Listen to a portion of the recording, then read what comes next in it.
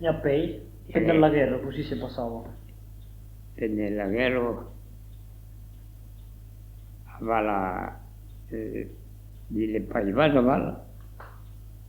Hai un trivalo de farino. Pas trop, trivalo però pas trop, ¿sabes? Però a me, se le due, se le tre, e hai un tre de blat, tre de farino. Trivalo de farino.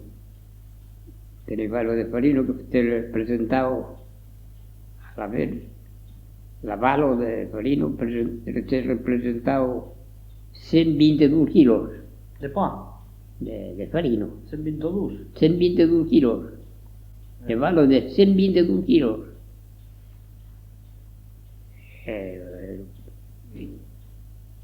122 quilos faig un pau de lung. Tres valos. Tres valos anava elenc.